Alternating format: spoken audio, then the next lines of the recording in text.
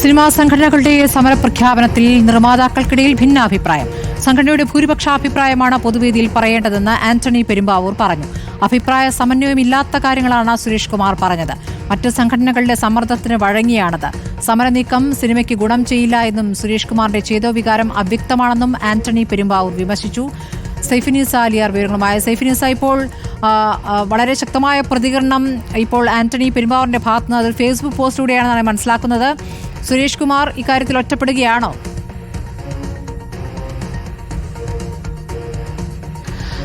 സ്മൃതി, ഏറെ കാലമായി പ്രൊഡ്യൂസർ അസോസിയേഷനിൽ അംഗത്വമുള്ള ആളാണ് ആന്റണി പെരുമ്പാവൂര്. ഈ പ്രൊഡ്യൂസർ അസോസിയേഷന്റെ പ്രധാന സ്ഥാനങ്ങളെല്ലാം വഹിച്ചിരുന്ന ഒരാളാണ് ആന്റണി പെരുമ്പാവൂര്. ഈ ആന്റണി പെരുമ്പാവൂർ ആദ്യമായാണ് ഇത്തരത്തിൽ സംഘടനയിൽ നടന്ന ഒരു പ്രതികരണത്തിൽ പരസ്യ വിമർശനവുമായി രംഗത്ത് വരുന്നത് എന്നുള്ളതും ശ്രദ്ധേയമാണ്. സുരേഷ് കുമാർ ഉന്നയിച്ച ആരോപണങ്ങളിൽ നേരത്തെ അമ്മ ലെറ്റർ അയച്ചിരുന്നു. ഈ കത്ത് അയച്ചതിന് പിന്നാലെയാണ് ഇപ്പോൾ ഈ പ്രധാനപ്പെട്ട ഒരു നിർമ്മാതാവായ ആന്റണി പെരുമ്പാവൂർ കൂടി ഇങ്ങനെ ഒരു വിമർശനം ഉന്നയിക്കുന്നത്.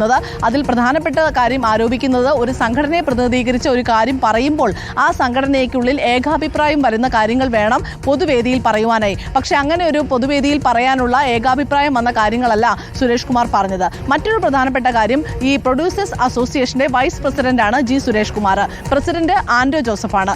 ആൻഡോ ജോസഫ് പ്രസിഡന്റ് ആയിരിക്കെ ഈ സുരേഷ് കുമാറിനെ ഇത്തരം ഒരു വാർത്താ സമ്മേളനം നടത്തുവാനും ഇത്തരം പരാമർശങ്ങൾ പൊതുവേദിയിൽ പറയുവാനും ആരാണ് ചുമതലപ്പെടുത്തിയത് എന്നുള്ള ചോദ്യവും ആന്റണി പെരുമ്പാവൂർ ചോദിക്കുന്നുണ്ട്. ഇക്കാര്യത്തിൽ ആൻഡോ ജോസഫ് ഇപ്പോഴും മൗനം പാലിക്കുകയാണ്. ഇത്തരം അഭിപ്രായങ്ങൾ തന്നെയാണോ ആൻഡോ ജോസഫിന് ഉള്ളത് എന്നുള്ളത് അറിയേണ്ടതുണ്ട്. അല്ല ആൻഡോ ജോസഫ് മൗനം പാലിക്കുന്നത് ഈ പറഞ്ഞ സുരേഷ് കുമാർ പ്രതികരണങ്ങൾ വരികയാണ്.